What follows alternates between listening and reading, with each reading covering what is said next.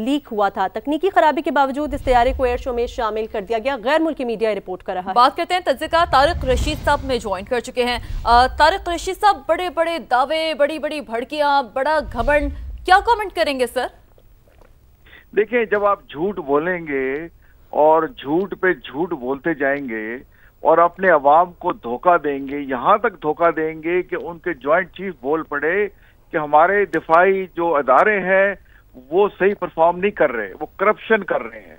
जब आप अपनी दिफाई सलाहियत को बढ़ाने की बजाय करप्शन पे ज्यादा जोर देंगे तो फिर यही होगा। अब देखिए, इनका जो त्यारा क्रैश हुआ है, हमारी हमदर्दियां उस पायलट के साथ हैं जो उसमें इसको चला रहा था, बट आप देखें कि इससे पहले भी इनका ऑयल वहां लीक हो गया जी। तो ये मोदी जो है दुनिया को जो बेवकूफ बना रहा था, अब बिल्कुल ये नंगा हो गया है और दुनिया इससे जो कट रही है, इसकी अवाम इससे सवाल कर रही है, इसके जर्नल इससे सवाल कर रहे हैं कि आप कितनी करप्शन करेंगे, आपके जो फ्रंट मैन है अडानी और अंबानी, उनको कितना आप लुक आफ्टर करेंगे। तो देखें, ये जो गिरा है ये खबर तो अफसोसनाक है, पर ये इंडिया का जो था करप्शन, ज्यादा दोगलापन, वो दुनिया के सामने आ रहा है। दुरुस्त बात है। और तारिक साहब, वही आपकी वाली बात को ही मैं आगे लेकर बढ़ूंगी और चाहूंगी कि इस पर आप मजीद कमेंट करें, बिलखुसूस जहां दिफाई सलाहियत को बढ़ाने की बजाय करप्शन पर जोर दिया गया और ये बयान उन्हीं के जो जॉइंट चीफ है उनकी जानिब से दिया गया बहुत ही वाज़ेह तौर पर। लेकिन जो एक्सेप्टेंस है तारिक साहब, जो एक अपनी ना मानने वाली एक रिवायत है भारत की, वो बरकरार है। आप देखें ना, मार के हक की बात कर लें अगर हम, तो अमेरिकी सदर बार बार, चूंकि शायद लगता है उनकी याददाश्त कमजोर है, बार हाँ उनको याद दिलाते रहते हैं, लेकिन वो भी मैं ना मानू की जो रट है तारिक साहब उनकी बरकरार रहती है। देखिए, ये भारतीय लीडरशिप की मैं ना मानू की पुरानी इनकी रविश है। ये 1965 की जंग में भी मैं ना मानू कह रहे थे और ये रट लगाते रहते हैं।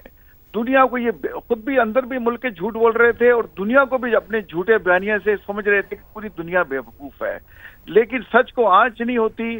अब सच सामने आ रहा है, इनकी करप्शन सामने आ रही है और हिंदुस्तान के अपने अवाम, उनके पार्लियामेंटेरियन, उनके वेटरन, उनके देखे ज्वाइंट चीफ तक इनसे सवाल कर रहे हैं। तो अब देखें, दुनिया को समझ आ चुकी है, इसलिए आप देख रहे हैं कि जो इंडिया है बिल्कुल तनाही का शिकार है और अंदर से टूट फूट का शिकार है। अब देखें, इंडिया के हसरे बकरे होने वाले हैं। आज मैं इनके शशि थरूर का एक पोस्ट देख रहा था, वो इससे कह रहा है कि आप क्या बचा सकती हैं इंडिया को डिसइंटीग्रेशन से, जिस तरह से आपने वहां पे माइनॉरिटीज पे अपनी जो है जिंदगी तंग कर दी है। मुसलमान इंडिया छोड़ रहे हैं, सिख इंडिया छोड़ रहे हैं, तामिल इनसे अलहदा होना चाहते हैं, 7 ईस्टर्न स्टेट इनसे अलहदा होना चाहती हैं। तो मेरा ख्याल है कि वक्त आ गया है कि मोदी जो है, इसका जो चेहरा है, दोगलापन दुनिया के सामने आ चुका है और अंदर से टूट फूट का ये शिकार हो गया। दोगलापन तो मार के हक के बाद से ही सामने आना शुरू हो गया था तारिक साहब। अब जो अंदर से आवाजें उठ रही हैं, भारत के जो सवालात उठ रहे हैं इनकी नाअहली पर, इनकी बुरी कारकर्दगी पर, आप समझते हैं कि अब भारतीय हुकूमत मान जाएगी कि हाँ गलती हमारी थी, मसाइल हमारे साथ है? देखिए, इनको तो अकल ही नहीं है। अब जैसे मोदी जो है कहता तो है मैंने कोई ग्रेजुएशन या मास्टर किया हुआ है, लेकिन बता नहीं रहा किस यूनिवर्सिटी से किया हुआ है, और जब वो जिस यूनिवर्सिटी का नाम लेता है वो कहते हैं हमारे पास तो ये कभी पढ़ा ही नहीं। तो ये इसके बाद लगे रहेंगे, ये बिल्कुल जाहिल और अनपढ़ है। और अब इनके साथ अफगानिस्तान देखें बातें कर रहा है। अफगानिस्तान को ये अकल होनी चाहिए कि इंडिया की किसी भी हमसाये से उसके तल्लुकात ठीक है, सबसे उसने दुश्मनियां मोल ली हैं, उसने नहीं इवन ईरान को धोखा दिया है। तो अगर वो सारे मुल्कों को धोखा दे सकता है तो आपको भी धोखा देगा। आपको अकल आनी चाहिए, जरा भी अकल हो तो इसके साथ दोस्ती की पींगे ना बढ़ाए। और जहां तक आपका सवाल है, देखें, ये मोदी और इसके जो आरएसएस के लोग कभी नहीं मानेंगे। ये जो है खुद ही अंदर से टूट फूट जाएंगे और इंडिया का आप देखेंगे इंशाल्लाह हिस्से बखरे हो जाएंगे। अच्छा तारिक साहब, अब चाहेंगे कि थोड़ा आप इस हवाले से भी रोशनी डालें कि दुबई एयर शो में जाहिर सी बात है जो तैयारे लाए जाते हैं वो करतब दिखाने के लिए लाए जाते हैं, एक प्रॉपर यकीनी तौर पर तैयारी होती होगी। ऐसे में अगर ये तो जंग की भड़कियां मारते हैं, यहाँ तो करतब दिखाने में इनका ये हाल हुआ है और जो इनके दावे हैं वो बिल्कुल एक जानिब है। तारिक साहब देखिए, आप जब एयर शो में जाते हैं वहाँ आपके टेस्ट पायलट जाते हैं, वहाँ आप अपने सबसे अच्छा समझते हैं हमारा जो इक्विपमेंट है वो आप दिखाते हैं, सबसे अच्छे पायलट्स हैं वो आप दिखाते हैं। तो जब इनका जो सबसे अच्छा है त्यारा चुन के भेजा और उसका ऑयल लीक कर गया और अब जो है वो हादसे का शिकार हो गया, तो अब बाकियों की क्या हालत होगी। तो इंडिया जो है, अगर इसमें जरा सी भी कैपेबिलिटी होती और जो ये कहते हैं अगर वाकई ऐसे होते तो इनको इबरतनाक शिकस्त ना होती। ये सिर्फ ड्रामे जो है समझते हैं कि ये भी कोई बॉलीवुड की इंडस्ट्री है और जंग को बच्चों का खेल है। तो इन्हें समझ आ चुकी है एक्चुअली। इनके लीडर्स भी अब इनसे कह रहे हैं कि देखें, पाकिस्तान एक न्यूक्लियर ताकत है, उसके साथ आप जंग नहीं कर सकते, उनके साथ बसते बातचीत से हल करें। तो इंडिया की इस किस्म की जो कमजोरियां हैं और जिस वक्त ये दुनिया को धोखा दे रहा था, दुनिया भी इनके जो इन चालों को समझ चुकी है और अंदर के अवाम भी इनको समझ चुके हैं और अब इनको आड़े हाथों ले रहे हैं। तारिक साहब, मार्का हक में जो भारतीय तैयारी गिरे, पाकिस्तान की जानिब से जो एक कामयाबी पूरी दुनिया ने देखी कि तकनीकी महारत क्या होती है और किस तरह से जंगें लड़ी जाती हैं, आप समझते हैं कि उस कामयाबी के ऊपर एक और मुहर सब्त हो गई है ये तैयारा ज़मीबोस होने के बाद? देखिए, उसमें बिल्कुल साबित हो गई है और पाकिस्तान के लीडर्स ने, हमारे मिलिट्री कमांडर्स ने जो कहा वो करके दिखाया। इन्होंने जो कहा वो बिल्कुल जो है वो इनकी हंडिया मेन बाजार में टूट गई और इनको जो है लेने के देने पड़ गए। बिल्कुल, ये बात तो तारिक साहब आपकी बात को मैं आगे बढ़ाती हूँ कि हमारे तो पाक अफवाज ने जो कहा वो कर दिखाया, लेकिन ये जो कहते हैं तारिक साहब कि हमारा सबसे अच्छा पायलट, सबसे अच्छा तैयारा जिन्हें ये लेकर आए थे बड़े फ़ख्र से इस दुबई एयर शो में, इनके दावों की तो कलई खुल गई है। अब ये किस मुंह से जाएंगे अपनी सेना के सामने, किस मुंह से जाएंगे अपनी आवाम के सामने तारिक साहब? ये तो अपने अवाम या सेना के सामने मुंह दिखाने के तो काबिल ही नहीं रहे और ये हर तरह जगह से इनको जूतियां पड़ रही हैं। और इस वक्त इंडिया के साथ जो मुल्क मिला हुआ है वो सिर्फ अफगानिस्तान है और इजराइल है। कोई इनको मुल्क अपने मुल्क में दावत आने विजिट करने की नहीं दे रहा। ये बिल्कुल दुनिया से कट पिट गए हैं। इनके पास कोई हल नहीं है कि बातचीत के साथ पाकिस्तान के मसले हल करें, अपनी अंदर से करप्शन खत्म करें और अपने अवाम की जो कहते हैं जो कि हम सबसे बड़ी डेमोक्रेसी थी, देखें इन्होंने एक सेकुलरिज्म का अबादा ओढ़ा हुआ था कि हमारा सबसे बड़ा दुनिया में सेकुलर मुल्क है और उसी में अंदर से हिंदू अब इनके जो है समझदार पढ़े लिखे लोग, शशि थरूर टाइप, वो इनसे सवाल कर रहे हैं कि आपने यहाँ तक नौबत ले आई कि अब हमारा जो सेकुलरिज्म का जिसको हम पूरी दुनिया में अपने आप को पेश करते थे, अब वो दुनिया हमसे इसके बारे में बड़े कड़े सवाल कर रही है। तो क्या आप हिंदुस्तान को इस वक्त टूट फूट से बचा सकते हैं? अब मोदी से ये सवाल हो रहा है। तारिक साहब, कल जो है हमने देखा कि भारतीय जो फजाइया के जो पायलट थे वो JF-17 थंडर के साथ सेल्फियां बना रहे थे और उसको आके देख रहे थे पाकिस्तान पवेलियन में। तो कहीं ना कहीं भारत ये मानता है कि जिसको वो अपना दुश्मन समझते हैं या जिसके साथ जंगे कर रहे हैं, लड़ रहे हैं, वो उनसे बहुत बेहतर है अगर तकनीकी महारत की बात की जाए, अगर बात की जाए ह्यूमन रिसोर्स की। सही कह रही है। देखें, वो इंडिया के एयरफोर्स के ऑफिसर थे, वो आके खुशी खुशी उनसे सेल्फियां बना रहे थे और वो उसको बड़े तजस्सुस से देख रहे थे कि ये त्यारा था जिसने हमारे रफेल भी गिरा दिए और हमारे 7-8 जहाज गिरा दिए। वो उसके सामने खड़े होकर बड़े फख्र से देखें सेल्फियां बना रहे हैं, फोटो खींच रहे हैं। तो जहां तक एक आम इंडियन ऑफिसर है या सोल्जर है या आदमी है, वो देखिए पाकिस्तान से उतनी दुश्मनी नहीं करता। ये सिर्फ मोदी और RSS वाले हैं जो पाकिस्तान की और इस्लाम दुश्मनी का उन्होंने लिबादा उड़ा हुआ है। और अब इंडिया को भी अकल आ रही है और उनसे सवाल कर रहे हैं कि देखें, पाकिस्तान एक अमन पसंद मुल्क है, वो आपसे मसले हल करना चाहता है, आप उससे बातचीत क्यों नहीं कर रहे? तो ये सब बातों का मोदी पे प्रेशर पड़ेगा और इसको पाकिस्तान से अपने मसले हल करने होंगे। दुरुस्त बात है। अच्छा तारिक साहब, दिफाई सलाहियतों का जहाँ तक जिक्र आता है, इस तरह के जो एयर शोज़ होते हैं वो काफ़ी ज़्यादा खासी अहमियत के हामिल हो जाते हैं, क्योंकि ज़ाहिर है जब आप अपने तैयारे लाते हैं, पायलट्स लेके जाते हैं, इस तरह की जो है वो करतब का मुजाहरा करते हैं, तो कुछ MOUs भी, जैसा कि JF-17 थंडर का मेरी साथी एंकर ने भी जिक्र किया कि काफ़ी ज़्यादा पजीराई उन्हें हासिल हुई। तो डॉक्टर जमील अहमद साहब भी हमें ज्वाइन कर चुके हैं, उन्हें भी शामिल गुफ्तगू करते हैं। जमील अहमद साहब, इस हवाले से तो आपसे गुफ्तगू होती रही है कि अब जो घमंड है, हम कहते हैं ये सिर्फ तैयारा नहीं गिरा है बल्कि घमंड गुरूर खाक में मिला है।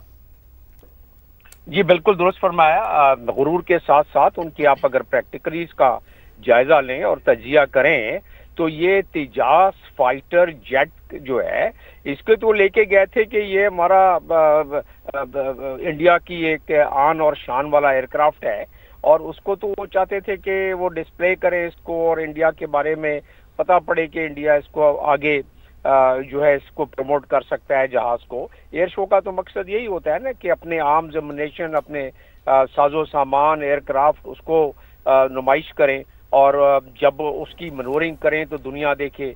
तो आपने इसकी इमेजेस देखे होंगे कि आपके नाजरीन ने यकीनन कि जिस तरीके से वो जहाज गिर रहा है नोज डाउन, कि वो शो दिखलाने गया था। यानी पूरी जाहिर है पूरी कौम की उसमें एक भ्रम वाली बात होती है कि आप पूरी दुनिया के सामने एक डिस्प्ले शो कर रहे हैं और डिस्प्ले में वो नोज डाउन होके बिल्कुल उसमें से आग के शोले भड़कना शुरू हो जाएं इसके एयरफील्ड के साइड पर जाके।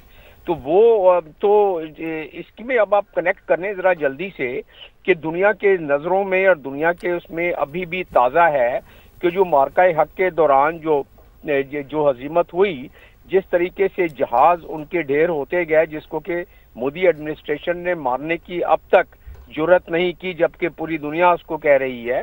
और अब तो डोनाल्ड ट्रंप ने जिस अंदाज में दोबारा 3 दिन पहले बयान किया है उन्होंने, तो वो तमाम चीजें अब तो दुनिया न सिर्फ यकीन करेगी बल्कि जो थोड़ा बहुत ट्रस्ट एलिमेंट दिखाना चाहता था इस शो के जरिए इंडिया, वो भी बिल्कुल खत्म हो गया उनका।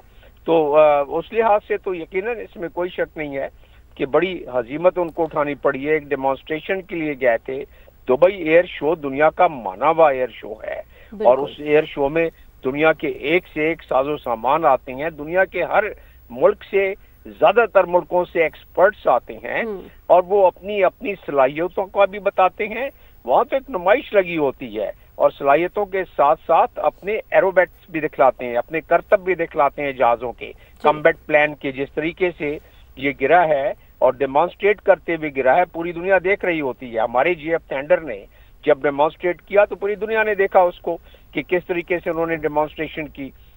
अब ये इंडियन एयरफोर्स का है जहाज हालती जास कैम्बेट एयरक्राफ्ट जो है, जो कि इंडियन एयरफोर्स इस्तेमाल कर रही है। और 2:10 पर आज अब ये भी ताज़ा बात है वहाँ, क्योंकि वो 1 घंटा पीछे है हमसे। तो वो जिस तरह क्रैश हुआ है और जिसमें कि पायलट ने इजेक्ट किया है, तो ये और जख्मी भी हुआ है पायलट। तो उस लिहाज से तो मखदूम इंटरनेशनल एयरपोर्ट दुनिया का उससे पूरी रिकॉर्डिंग होती है, उसकी डिजिटल फुटप्रिंट्स होती हैं। अब तो जब उसकी इन्वेस्टिगेशन, अब तो दुबई भी शामिल हो गई ना उस इन्वेस्टिगेशन में। अब ये तो नहीं है कि खाली दुबई वो कहे मोदी सरकार के नहीं हुआ है या ये कोई बड़ी मामूली सी परिंदा टकरा गया है। अब तो कोई बहाना भी नहीं चलेगा। अब तो क्योंकि ये दुबई में हुआ है तो दुबई की एयर स्पेस में हुआ है, तो दुबई बेस की इन्वेस्टिगेशन जब करेगी तो पूरी दुनिया ने जब इसका तमाशा जमील साहब, देखा। इसी बात पे मैं ऐड ऑन करूंगी। गालिबन जब गल्फ न्यूज़ ने ये रिपोर्ट भी किया था ऑयल लीक के हवाले से, तो उन्होंने इसकी तरदीद की थी। उन्होंने कहा था कि जी अब ऐसा नहीं है, लेकिन अब देखें ना, फिर सच तो फिर दुनिया के सामने इस तरह आता है, ऐसे ही होता है, वाज़े इसी तरह से आते हैं जब झूठे दावे सामने रखे जाते हैं, गीदड़ भपकियां सामने आती हैं। जमील साहब जी हाँ, और ये बेचने गए थे अपना लो कॉस्ट एयरलाइन जो है ना, जिस तरीके से वो कि भाई ये एयरक्राफ्ट्स हैं, ये हम बेचने जा रहे हैं और वो उसको उस हिसाब से वो नमाज और भपकियां देते हैं यहाँ अपने तमाम पड़ोसी मुल्कों को कि भाई ठीक है। और पाकिस्तान को भपकी देने का तो उनको नतीजा मिल गया और अब वो खुद साबित कर रहे हैं। अब हमें किसी को कहने की जरूरत नहीं है।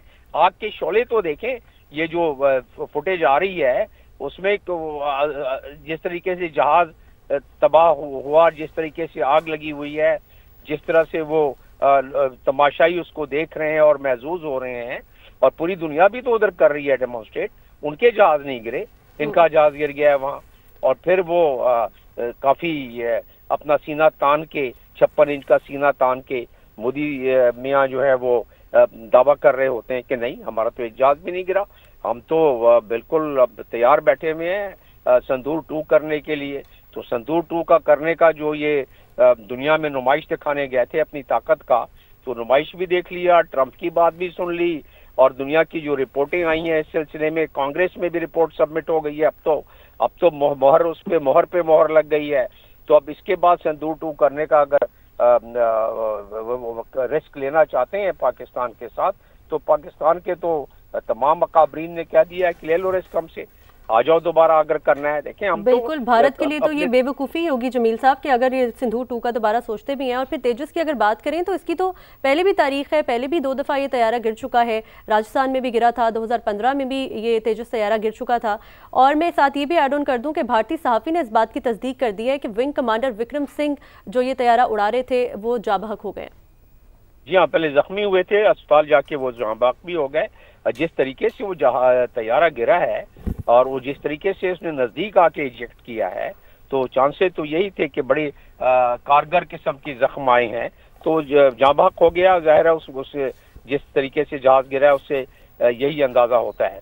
लेकिन दुनिया में देखें डेमोन्स्ट्रेशन बहुत जगह, ये भी बाई एनुअल डेमोन्स्ट्रेशन होती है दुबई में, पूरी दुनिया से लोग लाके अपना जहाज को पेश करते हैं वहाँ, और उसके बाद उसको डेमोन्स्ट्रेट करते हैं ताकि दुनिया देखे उसको, वहां से खरीदार मिले उनको। बिल्कुल जमील साहब, मैं चाह रही थी कि इसी तरफ थोड़ा सा गुफ्तगू का रुख मोड़ा जाए, क्योंकि ज़ाहिर है जब JF-17 की बात हो रही है तो दो ममालिक इसके फ़रोग़ के हवाले से MOUs पर भी दस्तखत कर रहे हैं, और यही तो तरीका होता है इस तरह के एयर शोज़ का।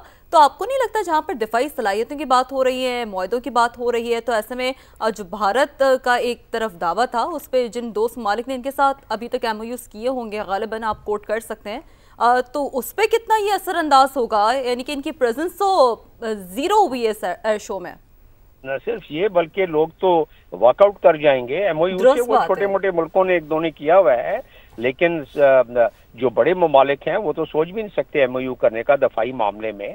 हालांकि इसको इंडिया के साथ अमेरिका ने पिछले 15 सालों से कुछ मुआहदे किए हैं ज्वाइंट डिफेंस इंडस्ट्री के लिए। अब तो इंजन भी बनाने के लिए वो ज्वाइंट इंडस्ट्री सेटअप कर रहे हैं, लेकिन उसके बावजूद वो जो सलाहियतें चाहिए, जो कॉम्पिटेंसी चाहिए, जो ट्रेनिंग चाहिए, वो भी तो उसकी जरूरी है। क्योंकि राफेल उड़ाने वाले तो वहाँ थे, लेकिन उसमें उड़ाने के साथ साथ जो उसकी जज्बा और कैपेसिटी है वो भी तो साथ में चाहिए था ना। तो वो अगर नहीं होगा तो फिर वही होगा, अमीन आनंद वाली बात होगी, या फिर जिस तरह राफेल तैयारे गिरे हैं। और जहां तक इसकी नुमाइश का ताल्लुक है तो उनको आइंदा आने वाले 10 सालों में कोई ऑर्डर नहीं मिलेगा डिफेंस आर्मामेंट का। जिस तरीके से ये उनकी हजीमत हुई है, पूरे नेशन की हो जाती है हजीमत कि वहां गए हैं डेमोन्स्ट्रेट करने के लिए, अपनी सलाहियत दिखलाने के लिए, और साथ में वहां से हजीमत उठा के वापस आ गए। तो उस लिहाज से तो वो MOU वगैरह तो अब आप उसको जो जिन मुल्कों ने किया है, चंद मुल्कों ने, 3-4 मुल्कों ने, वो तो इसको अब सोचेंगे कि भाई किस तरीके से जान छुड़ाया जाए, वरना तो उनकी अपनी इसमें डिफेंस के सलाहियतों को और उसको यकीनन गजन पहुंचेगा, तो वो तो ये बिल्कुल हरगिज़ नहीं चाहेंगे। ये जमील साहब, ये जो तैयारा गिरा है इसके अंदर पहले से तकनीकी खराबियां थी। इब्तदाई रिपोर्ट में ये बात सामने आई है कि पहले से तैयारे में तकनीकी खराबियां थी। कुछ दिन पहले भी एक तैयारे का जो है वो ऑयल लीक हो गया था। तो इन तमाम तर चीज़ों के बाद इस तरह के तैयारे एयर शो में लाने का क्या मकसद? भारत की जानिब से इस बात की कोई तुक नहीं बनती। नहीं, मैं समझता हूँ कि ये तो अगर किया है तो बेवकूफ़ी तो छोड़ें, ये तो एक क्रिमिनल नेग्लिजेंस है। किसी दूसरे मुल्क में जाके उनके एयर स्पेस में डिफेक्टिव तैयारे को लाके और उसको नुमाइश के लिए पेश करें या उसके मुल्क में उड़ाएं। ये तो इंटरनेशनल कानून के भी खिलाफ वर्जी है, ICAO के, जिसे कहते हैं इंटरनेशनल सिविल एविएशन अथॉरिटी, जो कि एयर को कंट्रोल करता है, एयर ट्रैफिक को कंट्रोल करता है, तो उसके भी खिलाफ है ये तो। और वो यकीनन जब इंक्वायरी होगी तो वो भी बीच में इस मामले में आएंगे। इसीलिए तो अब जितनी फुटेज अभी तक आ रही है, तो अब तो हर जगह ये दिखलाया जा रहा है पूरी दुनिया में जो है। इसके तकरीबन 6 फोटो अभी तक रिलीज उन्होंने किए हैं और एक फुटेज की है। और इन्वेस्टिगेटर्स जो हैं अभी तो वो बिल्कुल खुद दांत में उंगलियां दबा के बैठे हुए हैं कि किस किस्म का इन्होंने किया है। कि फ्लाइट का नंबर था ये 2976 जी जी। तो उसको जो एयरबोर्न जब ये हुआ है, तो उसके बाद जाहिर है जो हैं इन्वेस्टिगेटर्स हैं, जब वो फौरन इस मामले में शुरू करेंगे इसकी, और उसके बाद इसमें मजीद इनको हजीमत उठानी पड़ेगी भारत को इस मामले में। और भारत को हजीमत तो अभी तक मैं समझता हूँ कि जितनी एम्बैरेसमेंट उनकी हुई है इस लिहाज से कि दुनिया के सबसे ताकतवर मुल्क का सबसे ताकतवर सदर एक दफा नहीं मुतअद्दिद बार कह चुका है कि जहाज गिरे हैं और उनके अपने floor of the house. Jamil साहब, जैसे कि आपने भी अपनी गुफ्तगू में कहा ना कि इस तरह के किसी और के एयर स्पेस में अपना डिफेक्टिव पीस लेकर जाना तो एक इंटरनेशनल कवानीन की भी खिलाफ वर्जी है। और इसी तमाम तर हवाले से उन्हें हजीमत के अलावा अगर हम बात करें, हजीमत तो वो उठा रहे हैं, शायद अब उनको आदत हो गई है, लेकिन उसके अलावा क्या समझते हैं, कानूनी तौर पर उन्हें क्या कुछ फेस करना पड़ेगा? क्या मुमकिन तौर पर ऐसा हो सकता है कि जैसा दुबई एयर शो एक बहुत बड़ा प्लेटफॉर्म है, आगे उनकी जो प्रेजेंस है उस पर भी सवालिया निशान बनने के बाद कुछ हद तक वो बैन किया जाए, कुछ हद तक इसकी जो फी वायलेशन है वो भी सामने आ सकती है? जमील साहब, इन्वेस्टिगेशन के बाद पता चलेगा, लेकिन यह है कि इन्वेस्टिगेशन जाहिर है जिस तरीके से जो अब तक के मुताबिक जो तफसीलात सामने आई हैं, उन तफसीलात के मुताबिक तो जाहिर है जो जिस मुल्क के टेरिटरी में और जिस मुल्क के एयर स्पेस में ये हुआ है और उस मुल्क का उसमें एयर कंट्रोल सिस्टम इन्वॉल्व हो जाता है, और जब एयर कंट्रोल सिस्टम इन्वॉल्व हो जाए तो इंटरनेशनल सिविल एविएशन अथॉरिटी जो कि ज़ैली इदारा है यूनाइटेड नेशंस का, वो इन्वॉल्व हो जाता है, तो वो भी इसकी इन्वेस्टिगेशन के लिए आ जाता है उसमें। तो यकीनन दुबई 10 दफ़ा सोचेगा, या कोई और मुल्क भी अब 10 दफ़ा सोचेगा ये इजाज़त देने के लिए कि ये आप हवा में उनको उड़ाएं, आप जहाज उनको उड़ाएं। ये जो उनको अब नजर आ रहा है कि भाई ये लीक हो गए, ऑयल लीक था, तो ये तो और एक इसमें क्रिमिनल नेग्लिजेंस की बात है कि जब ये इल्म अभी बता रही हैं ये कि Tejas suffered oil leak at Dubai, तो उसको उड़ने की इजाजत किसने दी? पायलट किस तरह उसको टेक ऑफ किया? और ऐसे जहाज को जिसके कि ऑयल सील एक दिन में तो लीक नहीं हो जाती है ऑयल की, उसमें तो जहाजों के मल्टी लेयर्ड इंस्पेक्शन का निज़ाम है दुनिया भर में। वो मुल्कों का निज़ाम नहीं है, दुनिया का वज़ा करदा निज़ाम है। मुल्क उसको अपने SOPs के मुताबिक मजीद पॉलिश करते हैं, लेकिन एक स्टैंडर्ड से नीचे वो अपने स्टैंडर्ड को कोई भी मुल्क नहीं रख सकता है, चाहे वो छोटे से छोटा मुल्क सोमालिया हो या बड़े से बड़ा मुल्क चाइना और रशिया और अमेरिका हो। उनको एक सर्टेन ड्रिल फॉलो करनी पड़ती है, तो उस ड्रिल को यकीनन नहीं फॉलो किया गया होगा, इसीलिए जहाज में ये लीकेज थी।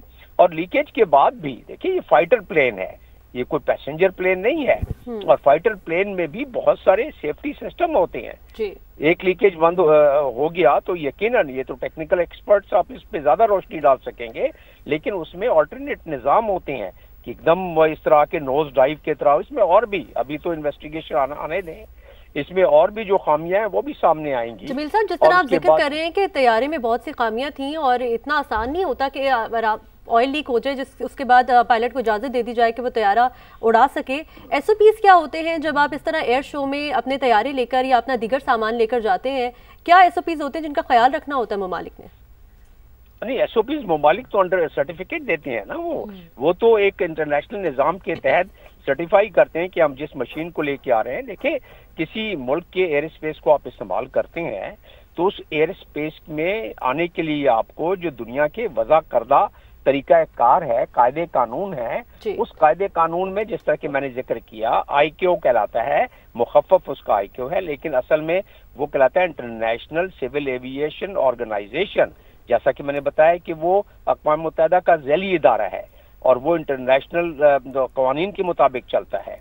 तो वो जितने भी एयर ट्रैफिक कंट्रोल सिस्टम है पूरी दुनिया के, वो उस कोलैबोरेशन और उस निज़ाम के तहत चलाए जाते हैं।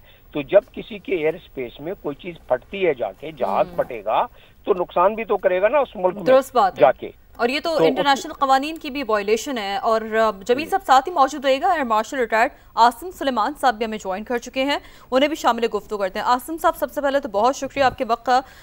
सर, एक मल्टी लेयर्ड इंस्पेक्शन होती है, आप इस पर बेहतर रहनुमाई हमारी फरमा सकते हैं? जब भी आप अपना कोई तैयारा आप लेकर जाते हैं, और बिलखुसूस ज़ाहिर है करतब दिखाने के हवाले से, एक एयर शो में प्रेजेंट करने के हवाले से, तो इतनी बड़ी कोताही, इतनी गफलत और इतनी संगीन गफलत? देखिए जी, पहली तो बात यह है कि ये प्रोफेशनलिज्म दिखाता है एक एयरफोर्स का कि वो कभी भी एक जहाज जो सस्पेक्ट हो उसको कभी भी आप उड़ाते नहीं हैं। और इस जहाज में तो प्रॉब्लम थी, कुछ दिन पहले ये भी आपकी मीडिया के थ्रू ही हमें मालूम हुआ कि इस जहाज के अंदर लीकेजेस वगैरह आ रही थी और इसके अंदर कोई टेक्निकल प्रॉब्लम्स थे।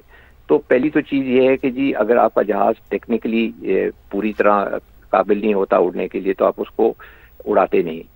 दूसरी चीज़ ये है कि उनके अपने एयर चीफ ही की स्टेटमेंट है कि HAL जो प्रोडक्ट बनाती है वो इतनी जो है वो अच्छी नहीं होती और वक्त पे नहीं मिलती और उसकी क्वालिटी वो नहीं होती जो हमें चाहिए होती है। तो उन्होंने हॉल की जो हिंदुस्तान एरोनॉटिक लिमिटेड जो उनकी ये तेजाज बनाने वाली जो इनकी ऑर्गेनाइजेशन है, उसके ऊपर बड़े सारे सवालिया निशान जो थे उठाए थे। और वो सबसे बड़ी चीज ये है कि जब आप एयर शो में जब जहाज उड़ाते हैं तो फिर उसका मतलब ये है कि आप अपना जो है ना सबसे अच्छा जहाज, सबसे अच्छा पायलट और बेहतरीन किस्म की मेंटेन्ड मशीन जो है वो आप उसको हवा में दिखाएंगे, ताकि लोगों को पता चले कि जी आपके मुल्क की कैसी परफॉर्मेंस है और आपकी जो है वो एविएशन इंडस्ट्री जो है वो प्रोग्रेस कर रही है। अब इन्होंने अपने चीफ ही की आप उनकी स्टेटमेंट देख लें कि ही वॉज ऑल्सो सस्पेक्टिंग कि जी मेरी जो मुझे प्रोडक्ट दी जाती है वो इतनी हाई क्वालिटी नहीं होती। तो जब आप हाई क्वालिटी प्रोडक्ट नहीं उड़ाएंगे बनाएंगे, आप फिर उसको उड़ाएंगे कैसे और उसके साथ फिर उसके क्या रिजल्ट निकलेंगे। देखिए जी ये तो एक साइड है। दूसरी साइड ये है कि फ्लाइंग का बिजनेस है, उसके अंदर एक्सीडेंट्स होते हैं और ये कहना कि जी कोई जान के करता है, जान के कोई नहीं करता, लेकिन कोताही होती है तो एक्सीडेंट होता है। अब पायलट की कोताही है या टेक्निकल कोताही है, ये तो वक्त बताएगा जब उसकी इंक्वायरी होगी। अच्छा आसिम साहब, इनिशियली ये कहा जा रहा था कि ये जो तैयारा था इसके अंदर पहले ही तकनीकी ख़राबी थी, फिर उसकी ऑयल लीक की भी एक रिपोर्ट आई थी 2 रोज़ कबल। उसके अलावा हमने देखा कि जो भारतीय एयरफोर्स के जो जवान थे वो भी आके JF-17 थंडर के साथ सेल्फियां बना रहे थे। तो एक कंपैरिजन भी दुनिया के सामने गया है इस मामले के बाद, ये जो वाक़या पेश आया है। देखिए जी कंपैरिजन तो कोई भी नहीं है JF-17 का तेजाज के साथ। JF-17 जो है वो तो वॉर प्रूवन मशीन है। हमने तो इस JF-17 से जंग जीती है। तो ये अगर आप कहें कि जी हमारा उनके साथ तेजाज के साथ मुकाबला है, मुकाबला तो नहीं है कोई भी। हमारा तो जहाज उनसे बहुत बेहतर है और फिर वॉर प्रूवन मशीन है। जी देखिए वॉर प्रूवन जहाज है और फिर फजाइया का अगर आप मुकाबला करें तो हमारे air chief marshal Babar Sidhu ने जो मल्टी डोमेन ऑपरेशंस करवाए हैं ये JF-17 से और J-10 से आपकी माजरत, चूंकि अब जैसे जैसे सवाल से खबर की मजीद डिटेल सामने आ रही है, फिर आपसे दोबारा गुफ्तगू के सिलसिले को आगे बढ़ाते हैं। भारतीय फजाइया ने भी हादसे में पायलट की हलाकत की तस्दीक कर दी है। भारतीय मीडिया भी ये रिपोर्ट कर रहा है दुबई एयर शो में भारतीय घमंड और दिफाई तैयारियां जमीन बोस हो गई हैं। भारतीय फजाइया को आलमी सतह पर एक और सुबकी का सामना करना पड़ा है। दुबई एयर शो में भारतीय तैयारा गिरकर तबाह हुआ है और भारतीय मीडिया खुद ये रिपोर्ट कर रहा है कि इस हादसे में पायलट की हलाकत की तस्दीक कर रहा है। भारतीय मीडिया भी, पहले गैर मुल्की मीडिया की जानिब से रिपोर्ट किया जा रहा था कि मुमकिन तौर पर पायलट की खदशा था कि वो अंदर मौजूद है और भारतीय फजाइया ने हादसे में पायलट की हलाकत की अब तस्दीक कर दी है। आसिम सुलेमान साहब की जानिब एक बार फिर आते हैं और जैसे कि आसिम सुलेमान साहब भी बात कर रहे थे और वो बता रहे थे इस हवाले से भी कि यकीनी तौर पर एक मल्टी लेयर इंस्पेक्शंस होती हैं और देखना यह है कि अब जब मजीद इस हवाले से तहकीकात होंगी तो क्या पायलट की गलती थी या तैयारे में कोई बिल्कुल। तज्ज़ियाकार अहमद हसन साहब हमारे साथ मौजूद हैं, उनसे बात कर लेते हैं। अहमद साहब क्या कहेंगे आप, ये जो नाअहली का एक सबूत, भारत का उड़ता हुआ सबूत जो था वो ज़मीन बोस हो गया, आके साथ ही गुरूर और तकब्बुर भी ज़मीन बोस हो गया और जो पायलट था वो भी इस हादसे में हलाक हुआ है।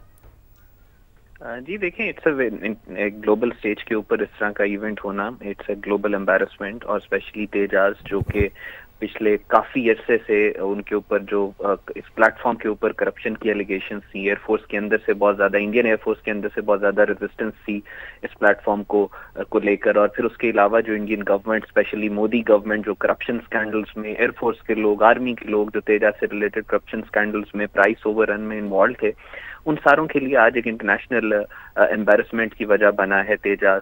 और ये इंडिया की एक, और आपने देखा होगा वीडियोस के अंदर कि वो जो प्लेन क्रैश हुआ है वो सिविलियंस जो पार्टिसिपेंट्स से जो देख रहे थे इस स्क्वायर शो को, उनसे ज्यादा फासले पर नहीं है। तो ये एक इंटरनेशनली भी इट्स अ रेड फ्लैग के इंडिया के जो प्लेन्स हैं जिनको ऑलरेडी करप्शन के ऊपर, टेक्निकल फ्लॉज के ऊपर, जिनके ऊपर इतना ज्यादा बात हो चुकी है, उन प्लेन्स को एयर शोज के ऊपर इनवाइट करना और इंडक्ट करना, ये वहां पे देखने वालों के लिए भी एक खतरा है। और इसके अलावा भारत की अपनी हिस्ट्री है, अभी तक 2023 सितंबर तक का रिकॉर्ड है कि तकरीबन 2370 इंडियन फाइटर जेट्स जो एयरक्राफ्ट्स हैं वो क्रैश हुए हैं।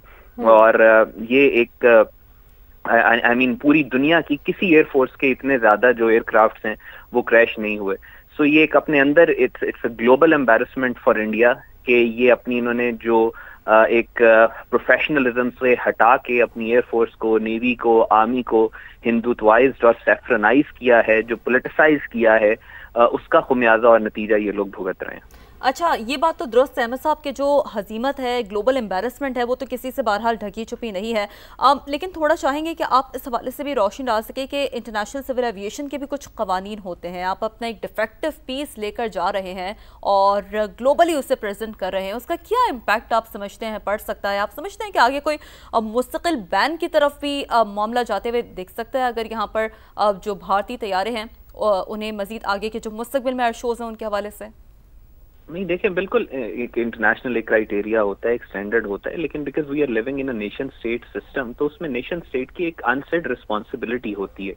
आप अपने वही प्लेन्स लेके आते हैं एयर शोज के अंदर, आपकी जाहिर एक मुल्क को, जो भी कंट्री होस्ट कर रही होती है एयर शो को, वो उस मुल्क को रिस्पेक्ट करती है, तो वो इट गोज विदाउट सेइंग कि वो अपने वो एयरक्राफ्ट ही लेके आएंगे जो इस काबिल हों कि एयर शोज के अंदर आ सके। अब इंडिया का एक पॉलिटिकल मोटिव होता है तेजास को हर शो के अंदर लेके जाने का, ताकि वो जो करप्शन इन्होंने तेजास के नाम पे की है, या वो जो इन्होंने कट्स लिए हैं, या प्राइस ओवर रन है तेजास के प्लेटफॉर्म को लेके, उसको किसी तरीके से जस्टिफाई कर सके।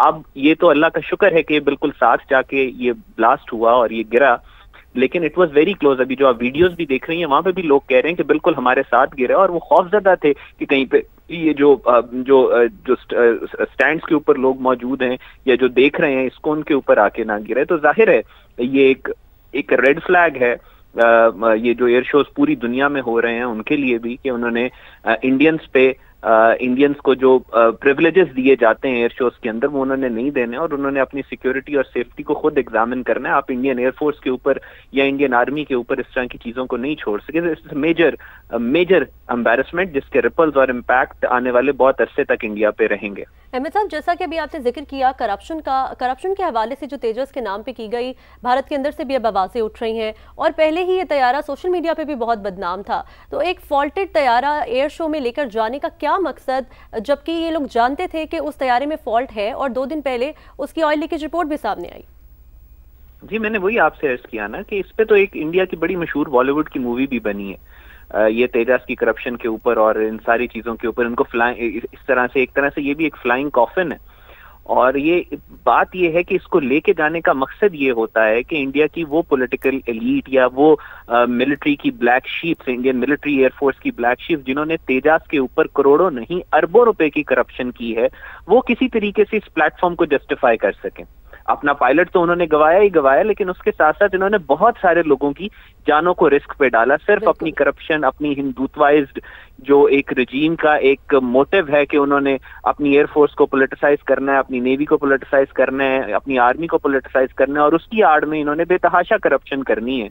तो उसकी वजह से ये सारा आउटकम सामने है। जाहिर है अब इसके ऊपर बहुत ज्यादा बड़ी इन्वेस्टिगेशन की जरूरत है, और जैसा आपने कहा अभी शुरू में कि ये this has the potential to lead to a ban, कम से कम इस प्लेटफॉर्म के ऊपर और मल्टीपल अदर प्लेटफॉर्म्स के ऊपर बैन होना चाहिए कि ये इंटरनेशनल किसी भी एयर शो के अंदर ना आए। बिल्कुल अहमद साहब, लेकिन ये कितनी हैरान कुन बात है कि जंग की भड़कें मारने वाले इनसे तो करतब दिखाते हुए तैयारा नहीं संभल पाया, तो यहाँ पर जो भारत का नैरेटिव है तैयारा नहीं बल्कि वो नैरेटिव जमीन बोस हुआ है। अहमद साहब जी, परसिस्टेंट है ये, पिछले 6 महीने 7 महीने से एक टर्म होती है, उसको कहते हैं रीइंफोर्सिंग द फेलियर, और ये reinforce continuously Indians are reinforcing the failure. Operation Sindoor के बाद इन्होंने अपने 7-8 जहाज इनके गिराए गए जिसमें इनके राफेल शामिल थे, फिर उसके बाद से इंटरनेशनल इनको आइसोलेशन का सामना करना पड़ा, डिप्लोमेटिक आइसोलेशन, फॉरेन पॉलिसी इनकी नोज डाइव की, और अब हर गुजरते दिन के साथ जितना ज्यादा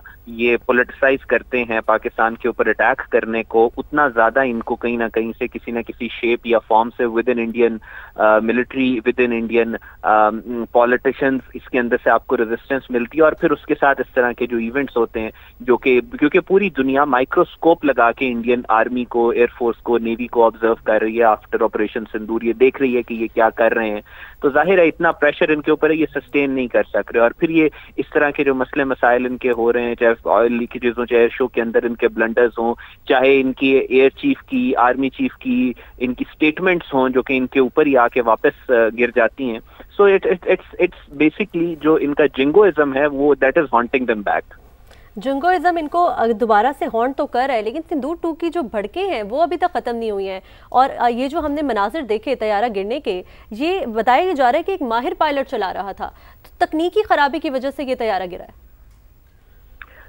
जी ऐसे ही है, इसको इसी वजह से तो नहीं इसको फ्लाइंग कॉफिन कहा जा सकता। मैं आपको बता चुका हूँ कि इंडिया में बाकायदा मूवीज बनी है इनके ऊपर, जिनमें पायलट्स को हीरो दिखाया गया और इनको तैयारों को और ये जो पॉलिटिशियंस हैं इनके उनको करप्ट और वो सारा कुछ दिखाया गया। जाहिर है when there is fire there is smoke, तो ये तो बहुत अरसे से चल रहा था, लेकिन ये एक पूरी दुनिया के जो एयर शोज हैं उनके लिए अलमिया है कि इस तरह का फ्लाइंग कॉफिन कैसे किसी एयर शो का हिस्सा बन गया। This has to be investigated and this has to be checked in future. अच्छा अहमद साहब, ये सिर्फ जब भी एयर शोज में अपने तैयारे लाए जाते हैं तो वो सिर्फ करतब की हद तक नहीं होते, बिजनेस डीलिंग्स होती हैं, दिफाई सलाहियतें बढ़ाने के हवाले से, मुआहदों के हवाले से बड़ी इस हवाले से निगोशिएशन भी होती हैं, बात भी होती है।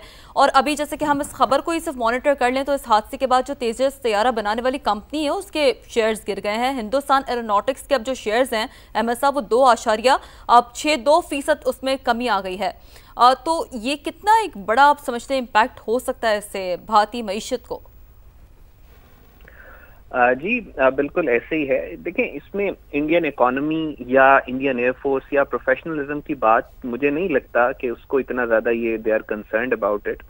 ये जो तेजाज वाली या इंडियन एरोनॉटिकल जो इंजीनियरिंग कंपनी, ये जो HAL तेजाज है, इसका बेसिकली जो इसके पीछे भी पॉलिटिकल मोटिवेशन और पॉलिटिकल नैरेटिव है, वो है आत्मनिर्भर भारत का नैरेटिव, जो मोदी पूरी दुनिया के सामने वो मेड इन इंडिया और वो सारा, तो वो उस नैरेटिव को एक चोट लगी है जिससे इनको बहुत ज्यादा तकलीफ होगी। उसी नैरेटिव को स्ट्रेंथन करने के लिए तेजाज को हर जगह पे रिप्रेजेंट करते हैं। हालांकि इंडियन इंडिजिनस वेपन इंडस्ट्री में हम क्योंकि पढ़ते हैं इनके वेपन्स को, हम देखते हैं, ऑब्जर्व करते हैं इंटरनेशनली, मुझे अभी तक कोई इनका वेपन सिस्टम या कोई प्लेटफॉर्म ऐसा नहीं लगा जो कि स्टैंड आउट करता हो। तो तेजास को ये सिर्फ मिस रिप्रेजेंट करना चाहते थे पूरी दुनिया के सामने कि indigenous India, made in India है और ये सारा कुछ, और वो जाहिर है वो इनके ऊपर ही फायर बैक करे क्योंकि प्रोफेशनल कैपेसिटी के अंदर या स्टैंडर्ड्स के लिहाज से उसमें इतनी गर्थ और उसमें इतनी डेप्थ नहीं है कि वो दुनिया के प्लेटफॉर्म्स के साथ compete कर सके। और आज आपने देख भी लिया कि दुनिया के प्लेटफॉर्म्स क्या, वो तो उड़ने के भी काबिल नहीं है, करतब दिखाने के भी काबिल नहीं है। अहमद साहब, तेजस की अगर हम बात करें तो इसकी तो तारीख है, ये तो पहले भी ये वाले तैयारे गिरते रहे हैं, उसके बावजूद करप्शन छुपाने के लिए उसे एयर शो में ले आया गया। पहले भी हमने देखा कि 2021 में भी ये तैयारा गिरा था, 2015 में भी ये तैयारा गिरा था, तो ये कोई पहला वाकया नहीं है। नहीं, वो तो जाहिर है इंडिया का कौन सा ऐसा तैयारा है जो नहीं गिरा। ये इनका, मैं आपको बता चुका हूँ कि तकरीबन पूरी दुनिया में कौन सी एयरफोर्स ऐसी होगी कि जिसके 2023 सितंबर तक का रिकॉर्ड मौजूद है कि जिसमें तकरीबन 2300 के करीब इनके जहाज गिर चुके हैं। सो ये एक दिस इज आई मीन सिर्फ इंडियन एयरफोर्स के साथ ही ऐसा होता है। ये सिर्फ इंडियन एयरफोर्स इतनी अनप्रोफेशनल है और तो मेरा ख्याल है दुनिया में कोई ऐसी एयरफोर्स नहीं है। लेकिन बात यही है कि जब इनकी आप बयानात सुनते हैं, जब इनकी आप बातें सुनते हैं, जब इनके आप मोटिवेशंस देखते हैं, तो फिर आपको ये नजर आता है कि सिवाय डिल्यूजन और हेलुसिनेशन के I think nothing is left Indian air force के पास। ये बात दुरुस्त अहमद साहब, मैं चाह रही थी कि इसी हवाले से आप जरा मजीद बात करें जो इंडियन एयरफोर्स की नॉन प्रोफेशनलिज्म है उस हवाले से, जिसमें यकीनी तौर पर जो सियासी नैरेटिव है अहमद साहब वो बहुत ज़्यादा हम देखते हैं नजर आता है, बिलखुसूस जो RSS की पॉलिसी है, जैसे कि अहमद साहब भी इस हवाले से ही बात कर रहे थे और वो यही कह रहे थे कि यकीनी तौर पर तकनीकी महारत भी कुछ जो है वो अहमियत की हामिल होती है। यहाँ से इनसे तेजस किया, इनसे तो राफेल भी फेल हुए थे और तेजस भी नाकारा नजर आया है। तो जो खुलकर एक भारत का एक चेहरा है, जो गीदड़ भपकियां हैं, जो झूठे दावे थे, वो अब खुलकर सामने आ रहे हैं। और इससे पहले ये रिपोर्ट हुआ था कि इसमें जो है वो ऑयल लीक की जो खबरें थी जिसकी तरदीद की गई थी इनिशियली तौर पर, लेकिन जिसके बाद अब जो सिलसिला बनता हुआ सामने आया है वो ये था कि एक बहुत ही अनफॉर्चुनेट हुआ है ये तैयारा गिरना, एक यकीनी तौर पर मामूल सी बात बन गई है। इसमें ऐसे में देखा ये जा रहा है कि बिलखुसूस तेजस अब जो कि वहाँ पर गिरा है और ये दुबई एयर शो में अब गिरा है। और बताया ये जा रहा है, जो इब्तदाई तौर पर मजीद जो इस हवाले से डिटेल सामने आ रही है कि भारतीय तैयारा तकनीकी खराबी के बाइस गिरा है। याद रहे कि तेजस अब ये वो तैयारा है जिसे भारत अपने सियासी नैरेटिव को परवान चढ़ाने के लिए, मेड इन इंडिया के तस्वुर को आगे बढ़ाने के लिए, और सिर्फ जो उसमें ढकी हुई करप्शन थी, जो छुपी करप्शन थी, उसे जिसकी आवाज़ें यकीनी तौर पर वहाँ के सिस्टम से ही हमें सुनाई देती रही हैं। जॉइंट चीफ की जानिब से मुतादिद मरतबा, एक दफ़ा नहीं, दो दफ़ा नहीं, मुतादिद मरतबा जो करप्शन है वहाँ पर उसे इंडोर्स किया गया, उसका जिक्र किया गया, बारहा उस हवाले से बात की गई। और अब जहाँ तक तेजस की बात हो रही है तो वो तैयारा लाया गया, करतब दिखाने लाया गया। ये वो तैयारे हैं अब जिनसे ये गीदड़ भपकियां मारते हैं, जिनसे ये दावे करते हैं, जिनसे ये बड़ी बड़ी जो है वो बातें करते हैं कि हम जंगें लड़ेंगे, लेकिन ये वो तैयारे हैं जो के मुकम्मल तौर पर करतब भी ठीक से नहीं दिखा पा रहे। तो भारतीय तैयारा तकनीकी खराबी के बाइस गिरा और भारतीय पायलट की गलती का कोई इम्कान फिलहाल बादियों नज़र में नज़र नहीं आ रहा। जो अभी तक की डिटेल्स हम तक मौसूल हो रही हैं वो हम समा के नाज़रीन को रिपोर्ट कर रहे हैं कि भारतीय पायलट ने तेजस पर खुसूसी 6 माह की तरबियत हासिल की और भारतीय जो पायलट है तमाम कोर्सेस में टॉपर भी रहा है। ये उस भारतीय पायलट के हवाले से जो है वो बताया जा रहा है जो इस तैयारे को जो उड़ान भर रहा था। और हादसे के बाद तेजस तैयारा बनाने वाली जो कंपनी है उसके शेयर्स गिर गए हैं। मईशत पे भी भारत की काफ़ी हद तक ज़ाहिर असर पड़ता है और हम देख सकते हैं कि वो पड़ रहा है। बाकायदा तौर पर जो स्टॉक है उस पर भी नज़र आ रही चीज़ें। तो दुबई एयर शो पर भारतीय घमंड और दिफाई तैयारी है जो कि ज़मीन बोस हुई है। सिर्फ तैयारा नहीं ज़मीन बोस हुआ बल्कि ये भारतीय घमंड है और दिफाई तैयारी है जिसकी वो आए दिन भड़कियां मारता रहा है भारत कि जी हम जंग कर सकते हैं, हमें ये सलाहियत है, हमें ये महारत है। तो हकीकत ये है कि दुबई एयर शो पर भारतीय घमंड और दिफाई तैयारी ज़मीन बोस हो गई है। तेजस गिरने से भारत का खुद साख्ता जो एक दावा था वो भी ज़मीन बोस हुआ है और भारतीय दावे सियासी नुमाइश और मीडिया के जरिए बनाया गया तासुर भी जमीन पर जा गिरा है। बिल्कुल, दुबई एयर शो पर भारतीय घमंड और दिफाई तैयारी जमीन बोस हुई है। तेजस गिरने से भारत का खुद साख्ता आत्मनिर्भरता का जो दावा था वो भी जमीन बोस हो गया। इसी के साथ भारतीय दावे, सियासी नुमाइश और मीडिया के जरिए बनाया गया एक तासुर वो जमीन पर जा गिरा है। तब्दीली करार दिया जाने वाला ये $83 बिलियन का भारतीय दिफाई बजट रनवे पर बिखरता हुआ नजर आया। आज दुबई एयर शो में भारतीय फौज और उसके निजाम में मौजूद गहरा जवाल दुनिया के सामने है। भारत की मकामी सलाहियत का सबूत जमीन पर आ गिरा। तेजाज की तबाही ने भारत की इदाराजाती कमजोरियों को भी जाहिर किया है और अमरीकी कांग्रेस की रिपोर्ट भारतीय दिफाई खरीदारी में करप्शन की निशानदेही पहले ही कर चुकी है। और इस हवाले से करप्शन की हवाले से बातें पहले ही भारत के अंदर से उठ रही हैं, ये आवाजें सामने आ रही हैं। तेजाज गिरने का वाकया अमरीकी कांग्रेस की रिपोर्ट में खदशात की एक अमली तस्वीर अब बन चुका है। भारत के जो दावे थे, जो घमंड था, जो दिफाई तैयारी का सबूत, एक मुंह बोलता सबूत जो था वो जमीन पर आ गिरा। कैसी दिफाई तैयारी थी ये जिससे जंगें लड़ने के लिए जाते हैं, सिंदूर 2.0 की बातें करते हैं, आज वो जमीन बोस होता हुआ हमें दिखाई दिया। तेजस गिरने से भारत का जो खुद साख्ता एक सेल्फ डिपेंडेंसी का दावा था, आत्मनिर्भरता का जो दावा किया जाता है भारत की जानिब से, वो भी आज जमीन पर आके गिरा है। भारतीय दावे, सियासी नुमाइश और मीडिया के जरिए बनाया गया एक तासुर जो था कि हम बहुत बड़े हैं, हम सब कुछ कर सकते हैं, बहुत ताकतवर हैं, हमारी दिफाई सलाहियत बहुत ज़्यादा है, प्रोफेशनलिज्म बहुत ज़्यादा है, टेक्निकल मैदान में बहुत आगे हैं, तो वो सब कुछ ज़मीन पर आ गिरा। तब्दीली करार दिया जाने वाला ये $83 बिलियन का भारतीय दिफाई बजट जो था वो रनवे पर बिखरता हुआ नजर आया। आज दुबई एयर शो में भारतीय फौज और उसके निज़ाम में मौजूद गहरा जवाल भी दुनिया के सामने है। भारत की मकामी सलाहियत का सबूत जमीन पर गिरा है। तेजस की तबाही ने भारत की इदाराजाती कमजोरियों को जाहिर कर दिया। अमरीकी कांग्रेस की रिपोर्ट भारतीय दिफाई खरीदारी में करप्शन की निशानदेही कर चुकी है। तेजस गिरने का वाकया अमरीकी कांग्रेस की रिपोर्ट में खदशात की एक अमली तस्वीर है। और आपको ये भी बताएं कि ये जो तमाम तर वाकया पेश आया इसके अंदर पायलट की कोई इतनी गलती नहीं थी। दुबई एयर शो में जो भारतीय घमंड और दिफाई तैयारियों का जमीन बोस होता हुआ ये जो सबूत है, इसके अंदर भारतीय फजाइया को आलमी सतह पर एक सुबकी का सामना करना पड़ा है। भारतीय फजाइया ने हादसे में पायलट की हलाकत की तस्दीक की है और बताया यह भी जा रहा है कि भारतीय पायलट ने तेजस पर खुसूसी 6 माह की तरबियत हासिल की थी। भारतीय पायलट ने 7 मरहलों पर मुश्तमिल तरबियती अमल मुकम्मल किया था, जिसके बाद वो यहाँ पर ये तैयारा उड़ाने के लिए आया था। भारतीय पायलट तमाम कोर्सेज में टॉपर रहा था और हादसे के बाद तेजस तैयारा बनाने वाली कंपनी के जो शेयर्स हैं उसके अंदर भी एक कमी देखी गई है। हिंदुस्तान एरोनॉटिक्स के शेयर्स में 2.3 6.2% की कमी रिकॉर्ड की गई है इस हादसे के बाद। हादसे के बावजूद ये जो वजूहात थी इसको जानने के लिए इस वक्त भारतीय फ़िज़ाई की जानिब से कहा जा रहा है कि जो है तहकीकात की जा रही है कि क्या वजह थी। लेकिन इनिशियली ये इब्तदाई रिपोर्ट ये कहती है कि तकनीकी ख़राबी थी इस तैयारे के अंदर, और 2 दिन कबल ही ऑयल लीक होने की एक रिपोर्ट सामने आई थी जिसकी तरदीद की गई थी भारत की जानिब से। और 2 दिन के बाद आज दुबई एयर शो में हमने देखा कि ये तैयारा ज़मीन बोस हो गया। बिल्कुल, और जैसे कि आपसे कुछ ही देर पहले मिनाहिल तज्ज़कार भी हमारे साथ मौजूद थे, वो भी यही बात कर रहे थे कि एक मल्टी लेयर्ड इंस्पेक्शन होती है। ऐसा नहीं होता कि कोई भी तैयारा आपका जो दिल करता है वो आप ले आएँ और किसी और की एयर स्पेस पे उस पर जो है वो आप एक्सपेरिमेंट्स करना शुरू कर दें। मल्टी लेयर्ड इंस्पेक्शन होती है, कुछ ऑल्टरनेट निज़ाम होते हैं। लेकिन ये आप तैयारी देखें उस मुल्क की, बिलखुसूस भारत की, जो कि ये बात करता है कि जी हम तो जंग के लिए तैयार हैं, हम तो सिंदूर 2 के लिए तैयार हैं। ये वो गीदड़ भपकियां हैं जो कि आए दिन आए रोज़ इस मुल्क की जानिब से दी जाती है, भारत की जानिब से दी जाती है।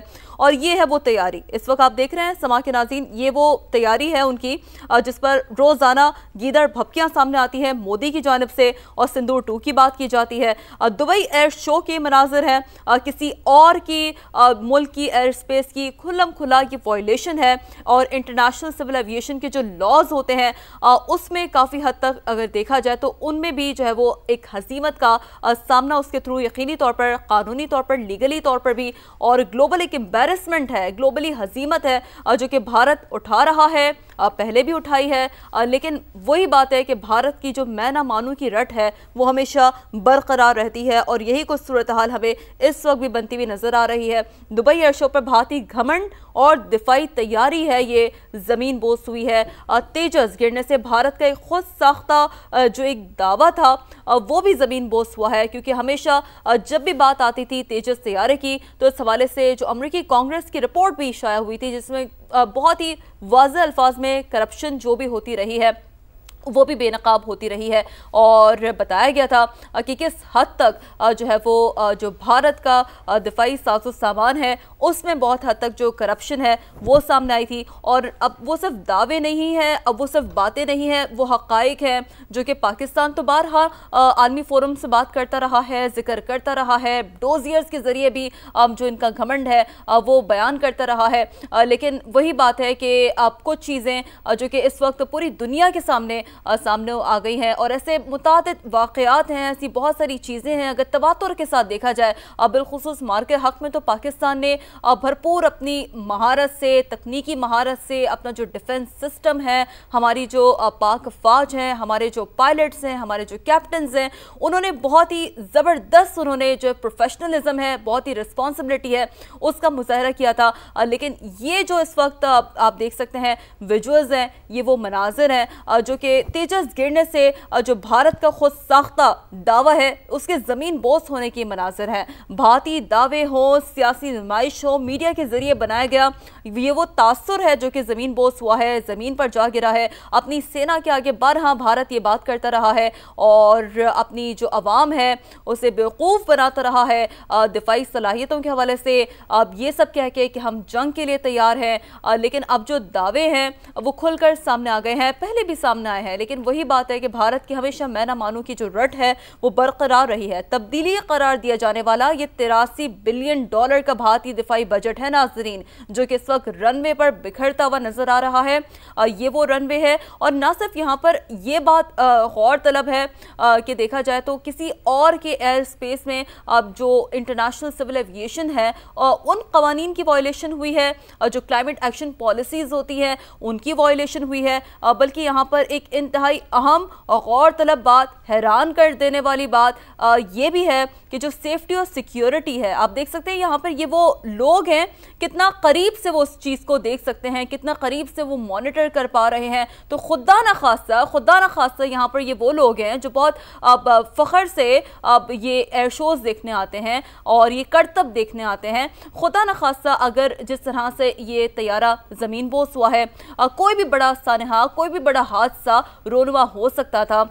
और जिम्मेदार होती भारतीय हुकूमत, जो कि आए दिन अपनी गीदड़ भपकियों में, आए दिन अपनी जो एक झूठे दावे हैं उसमें तो सामने आती है। राफेल जो कि पहले ही फेल हो चुका है, तेजस एक बार फिर नाकारा हुआ है, और ये वो मनाजिर हैं, ये वो विजुअल्स हैं जो कि हम आपको दिखा रहे हैं। भारतीय फौज और इसके निज़ाम में मौजूद एक गहरा सवाल है ये जो दुनिया के सामने आया है। ये कोई आम बात नहीं है, ये कोई आम वाक़या नहीं है, ये कोई आम हादसा नहीं है, ये एक बहुत बड़ा वाक़या है जिसकी जो हजीमत है, जिसकी ग्लोबल एम्बैरेसमेंट है, वो आज नहीं अगले कई सालों तक भारत को उठानी पड़ेगी। और भारत की मकामी सलाहियत का जो सबूत है, जो झूठा सबूत है, जो झूठे दावे हैं कि हमारी ये मकामी सलाहियत है, वो भी ज़मीन बोस हुई है। बात करते हैं एंकर पर्सन किरण नाज साहिबा में ज्वाइन कर चुकी है। किरण नाज साहिबा, कैसा देखती हैं आप इस तमाम तर मामले को? यकीनी तौर पर मैं समझती हूँ कि ये सिर्फ एक तैयारा नहीं है, ये वो घमंड है, ये वो झूठे दावे हैं जो कि ज़मीन बोस हुए हैं। किरण साहिबा, बहुत शुक्रिया आपका। बिल्कुल आपने दुरुस्त कहा कि ये सारे के सारे दावे हैं और ये सारा का सारा गुरूर है जो जमीन बोस हुआ है, और उसमें टेक्निकलिटीज हैं, और इससे ये पता लगता है कि आप किसी अगर शो में भी आकर परफॉर्म नहीं कर पा रहे हैं या आपको इतनी ज्यादा टेक्निकलिटीज का सामना करना पड़ा है, तो जब आप बैटल के लिए आते हैं, जब आप ऑन ग्राउंड आते हैं, तो फिर क्या सिचुएशन हो सकती है। तो इससे सिचुएशन को देखते हुए बिल्कुल इस बात को तस्लीम करने में कोई हर्ज भी नहीं है, और इस बात की तस्दीक भी होती है कि जो कुछ पाकिस्तान ने किया। और ये बात ज़हन में रखिएगा कि इस वक्त ऑलरेडी भारत का जिस तरह का हम सिलसिला देख रहे हैं कि वहाँ पर ऑलरेडी एक परेशानी है, वहाँ पर ऑलरेडी एक सुक्की मौजूद है। जो कुछ मई में पाकिस्तान ने भारत के साथ किया है, और सबसे पहले जो उनको जिल्लत और रुसवाई का सामना करना पड़ा है, वो सबसे पहले उनको करना ही फजा में पड़ा था। अगर आपको याद होगा 6 और 7 की रात को जो सिलसिला हुआ था, और उसके बाद 10 तारीख तक जो कुछ किया गया, तो ये कोई नई बात नहीं है भारत के लिए। अगर आप पिछला साल याद कीजिए और उससे पिछला साल याद कीजिए, तो फजाई तारीख में जो सबसे ज्यादा हेलीकॉप्टर्स या जंगी तैयारे या ट्रेनिंग के दौरान जो तैयारे गिरे हैं, वो सबसे ज्यादा भारत के हैं। आप तारीख उठा के देखिए पिछले 2 साल की, आपको बहुत बड़ी तारीख मिल जाएगी कि किस तरह से मुख्तलिफ भारत के शहरों में, मुख्तलिफ इलाकों में इसी तरह से जो जंगी तैयारे हैं वो ट्रेनिंग के दौरान गिरते रहे हैं। तो इससे अंदाजा होता है भारत की कैपेबिलिटी का, और इससे पता चलता है कि भारत अपने डिफेंस में, और स्पेशली जो इनका फजाई डिफेंस है, उसमें कितना स्ट्रांग है। ये बहुत बड़ी सुर्खी है भारत के लिए, और भारत को इस चीज का अंदाजा भी होना चाहिए,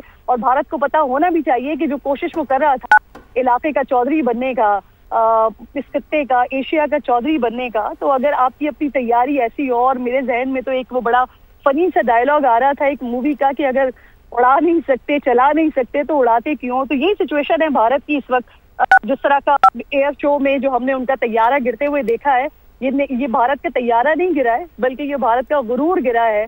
और ये वो गुरूर है कि जिसको ऑपरेशन सिंदूर 2 भारत शुरू करने की बात कर रहे हैं, तो सवाल भारत से है, नरेंद्र मोदी से है कि सर इस तरह के तैयारी के साथ, और इस तरह की एयरफोर्स के साथ, और इस तरह के तैयारों के साथ आप अगर पाकिस्तान का मुकाबला करना चाहते हैं, तो पाकिस्तान तो आपको बारहा कहता है कि मोस्ट वेलकम जी, आना चाहते हैं आ जाइए, आएंगे आप अपनी मर्जी से, लेकिन जाएंगे हमारी मर्जी से। किरण साहिबा, ये जो मेड इन इंडिया का एक कॉन्सेप्ट है, जो एक प्रोपेगेंडा, एक नैरेटिव दिया जाता है दुनिया को, और आत्मनिर्भरता का जो एक नैरेटिव सारी दुनिया के सामने पेश किया जाता है कि हम खुद ही सब कुछ करने के काबिल हैं, भारतीय मयार को कैसे देख रही हैं आप? $83 बिलियन का जो ये बजट है इनका दिफा का, वो रनवे पर बिखरता हुआ नजर आया आज।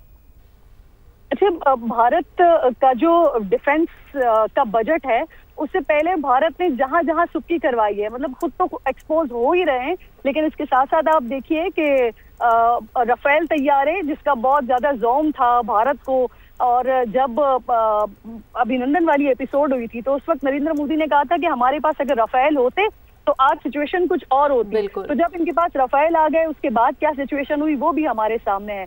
इसके अलावा फ्रांस से जो उन्होंने लिया हुआ था अपना दिफाई हरबी सामान, इसके अलावा पेरिस से जो लिया हुआ था, तो जहां जहां से उन्होंने जो जो सामान लिया हुआ था, वहां वहां जब ये 10 मई का वाकया हो गया, जब ये सिचुएशन हो गई, तो फिर उसके बाद हुआ ये कि उनके शेयर्स गिरने लगे, उनकी मार्केट डाउन होने लगी। और यहाँ पर पाकिस्तान ने जिन टेक्नोलॉजीज का इस्तेमाल किया था, उन टेक्नोलॉजीज को आज हम देख रहे हैं कि कल भी जो रिपोर्ट पेश की गई है अमेरिका में, उसमें भी इस चीज का तस्करा किया गया है, किस तरह से भारत की जिल्लत और रुसवाई हुई है और किस तरह से, हालांकि वो जो रिपोर्ट उन्होंने पेश की है उसमें बेसिकली चाइना का जो इक्विपमेंट है या चाइना की तरफ से जो कुछ बनाया जा रहा है, जो इस्तेमाल किया जा रहा है, उसके बारे में रिपोर्ट है, लेकिन पाकिस्तान की इस बात की तस्दीक होती है कि पाकिस्तान ने उन टेक्नोलॉजीज का इस्तेमाल कितना बेहतरीन तरीके से किया है। तो भारत की कैपेबिलिटी पे भी बहुत ज्यादा सवाल उठता है और फिर उस डिफेंस बजट के ऊपर भी सवाल उठता है कि आप बजट बढ़ाते जाइए, आप अपना जो आपके इक्विपमेंट्स हैं या आपके तैयारे हैं या आपका जंगी साजो सामान है, आप उसे बढ़ाते जाइए, लेकिन अगर कैपेबिलिटी नहीं है, अगर आपकी एयरफोर्स हो गई या आपकी जो जमीनी फौज हो गई, उसके अंदर इतनी कैपेबिलिटी अगर नहीं है कि उन टेक्नोलॉजीज का इस्तेमाल कैसे करना है या फिर उन टेक्निक्स के साथ कैसे जंगी मैदान में उतरना है, तो फिर भारत को आई थिंक अपना ज्यादा बजट या अपना फिर ज्यादा जो दिमाग है जो हमेशा से वो अपने बॉलीवुड पे इस्तेमाल करते हैं, तो उनको चाहिए कि वही इस्तेमाल करें, क्योंकि शायद जंग इनके काम की चीज नहीं है। सेकेंडली ये कि दुश्मन को अंडर एस्टिमेट नहीं करना चाहिए, लेकिन हमारा जो दुश्मन है, अल्हम्दुलिल्लाह हमारे ऊपर तो अल्लाह का करम है, लेकिन हमारा दुश्मन जिस लिहाज से हमें दिखाई देता है और जितना वो इस वक्त वीक हमें दिखाई देता है, उससे अंदाजा होता है कि इस वक्त सिचुएशन जो है वो अल्हम्दुलिल्लाह पाकिस्तान के हक में है और भारत को अपने गुरूर के ऊपर काम करने की जरूरत है। ये बात तो दुरुस्त है किरण साहिबा, जैसे कि आपने कहा ना कि जंग तो इनके बस की बात नहीं है, और इससे पहले भी आपने बड़ी एक कैचिंग लाइन भी कही थी कि जब चला नहीं सकते तो उड़ाते क्यों हो। हम कहते हैं कि इनसे रनवे तो संभलता नहीं है। चौधराहट की बात करते हैं ये खित्ते में किरण नाज साहिबा। बिल्कुल आप दुरुस्त कह रही हैं, ऐसा ही है। और मैंने जैसे कि कहा आपको कि दुश्मन को कभी भी अंडर एस्टिमेट नहीं करना चाहिए, और भारत की तरफ से एक हमें ये प्लानिंग पिछले दिनों में नजर भी आ रही थी कि जो उनकी तरफ से कहा जा रहा था कि ये ऑपरेशन सिंदूर 2.0 का आगाज करेंगे। अभी आपने सिचुएशन देखी है कि जब दिल्ली ब्लास्ट हुआ, दिल्ली ब्लास्ट के फौरन बाद हमने देखा कि उन्होंने किस तरह से पाकिस्तान के ऊपर न सिर्फ इल्जामात लगाना शुरू कर दिए बल्कि एक मोमेंटम बनाना शुरू कर दिया कि शायद दोबारा वो इस तरह की कोई एस्केलेशन में जाना चाहते हैं या फिर दोबारा वो इस तरह का कोई सिचुएशन क्रिएट करना चाहते हैं। लेकिन फिर उसके बाद हम देखते हैं कि जैसे ही वहां पर जो इलेक्शंस वाले सिलसिले होते हैं वो अपने इख्तिताम को पहुंचते हैं, तो फिर भारत का जो एक वो जंगी जुनून होता है वो टोन डाउन होना शुरू हो जाता है। तो इस वक्त नरेंद्र मोदी और उनकी हुकूमत के लिए, क्योंकि पहले तो एक पिक्चर ऐसी दिखाई जा रही थी पूरे इंडिया को और उनकी आवाम को कि शायद इस वक्त भारत सबसे ज्यादा मजबूत हो चुका है, सबसे ज्यादा स्ट्रांग है, खित्ते का चौधरी वही है, अमेरिका के साथ उनका जबरदस्त एक नेक्सस है, अमेरिका के साथ उनके अच्छे ताल्लुकात हैं। लेकिन अब जब पाकिस्तान के सामने बुरे तरीके से एक्सपोज हुआ, सारी दुनिया के सामने जो उनकी एक इस वक्त हम देख रहे हैं जो उनकी पॉलिसीज है या फिर जो उनका एक स्ट्रेचर था वो भी डाउन होता हुआ दिखाई दे रहा है। तो नरेंद्र मोदी ने जो हिंदुत्व का एक उनके ऊपर एक प्रेशर रहा और उन्होंने एक पूरे मुल्क को इसी आग में धकेलने की कोशिश की, वो अब बहुत बुरे तरीके से हम डाउन होता हुआ देख रहे हैं पूरे भारत में, और ये नरेंद्र मोदी साहब के लिए और उनकी हुकूमत के लिए भी मुश्किलात आगे जाके खड़ी करेगा। किरण साहिबा, दावे भड़के तो बहुत मारी जाती हैं, 2.0 सिंदूर की बातें की जा रही हैं, तो इस कारकर्दगी के साथ, इस कैपेबिलिटी के साथ कैसे जंग लड़ेंगे? अमेरिका के साथ भी इन्होंने दिफाई मुआहिदा किया, लेकिन उसके बावजूद एक जो नैरेटिव दुनिया को देने की कोशिश कर रहे थे कि हम अभी भी जो है वो सेल्फ डिपेंडेंट है और हम खुद से सब कुछ कर सकते हैं, ये जो सारा का सारा गुरूर इनका खाक में मिला है, आज जमीन पे आके गिरा, इसके बाद दुनिया को क्या मुंह दिखाएंगे? मजीद झूठ कैसे बोलेंगे? इसमें एक चीज बड़ी इंपॉर्टेंट है कि इस सिलसिले में जब हमारी माहिरीन से बात हो रही होती है जो इन चीजों को बहुत ज्यादा वो क्लोजली देख रहे हैं, जो मॉनिटर कर रहे हैं, तो वो ये कहते हैं कि भारत की तरफ से ये गीदड़ भपकियां तो है, ये बातचीत तो है कि 2.0 ऑपरेशन सिंदूर की तरफ ये जाएंगे, ये कुछ करना चाह रहे हैं, लेकिन जो अंदर खाते मामलात हैं वो कुछ इस तरह के हैं कि इस वक्त उनकी अपनी जो एयरफोर्स है वो भी बहुत ज्यादा डीमोरलाइज है, जो उनकी जमीनी फोर्स है वो भी बहुत ज्यादा डीमोरलाइज है, और वो इस सिचुएशन को इस वक्त देखना चाह रहे हैं और वो इसके ऊपर वर्किंग करना चाह रहे हैं कि ये हमारे साथ हुआ क्या है। तो अगर नरेंद्र मोदी, उनकी हुकूमत अगर ये सोचती भी है और अगर उनकी ये ख्वाहिश है भी कि दोबारा जंग की तरफ जाए, तो जिन लोगों ने जंग लड़नी है या जिन लोगों ने परफॉर्म करना है बेसिकली उनके कहे पर, वो इस वक्त इस सिचुएशन में नहीं है कि वो जंग की तरफ जा सकें। जो माहिरीन है वो ये कहते हैं कि अभी फिलहाल आपको शायद करीब करीब में तो इस तरह के मामलात आपको न देखने को मिले, लेकिन शायद 6 महीने बाद भारत को दोबारा कोई तकलीफ हो और भारत को फिर ये ख्वाहिश हो कि जो सुक्की मई में हुई है, जो जिल्लत और रुसवाई मई में हुई है, उसका बदला लिया जा सके। तो फिलहाल अभी कोई करीब में तो कुछ ऐसे आसार नजर नहीं आते।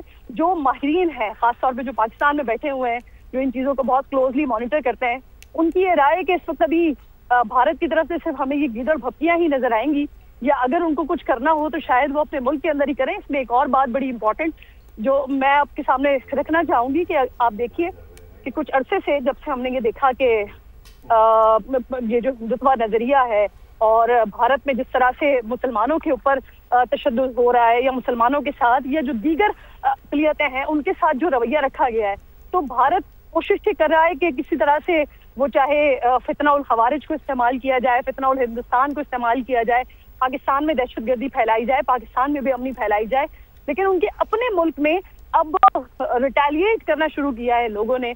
उनके अपने मुल्क में अब जो उनका एक नजरिया है या जिस सोच को परवान वहां पर चढ़ाया जा रहा था, उनको अब अपने मुल्क के अंदर ही इन सारी चीजों को से निमटना पड़ रहा है, उसे देखना पड़ रहा है। अभी जो रिसेंट वाकया हुआ है, नई दिल्ली वाला जो वाकया हुआ है, इस पर बड़ी कोशिश की गई कि इसके डॉट किसी तरह से पाकिस्तान से मिला दिए जाए, किसी तरह से पाकिस्तान के ऊपर इल्जाम लगा दिया जाए।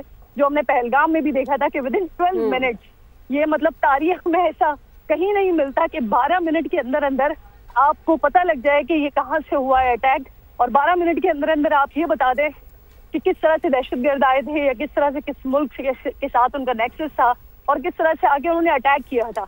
यही सिलसिला उन्होंने जो दिल्ली का वाकया हुआ उसमें करने की कोशिश की, और अब जो हमारे पास इत्तलात और जो सिचुएशन आ रही है सामने, उससे ये पता लगता है कि वहां पर अभी किसी न किसी तरीके से जो डॉक्टर्स हैं या जो उनकी फैमिलीज हैं, किसी न किसी तरीके से वो ये डॉट्स मिलाने की कोशिश कर रहे हैं कि इन इल्जामात को वो पाकिस्तान के सर पर, और यही तो नाकाम कोशिश रही है ना किरण उनकी जानिब से। यही तो हमेशा एक हथकंडे रहे हैं ना अपनी सेना को, अपनी आवाम को बेवकूफ़ बनाने के। और देखिए फिर हाल ये होता है कि फिर आपको ग्लोबली एम्बेरसमेंट का सामना करना पड़ता है, फिर आपको आलमी तौर पर हजीमत उठानी पड़ती है। किरण नाज साहबा साथ ही मौजूद रहिएगा।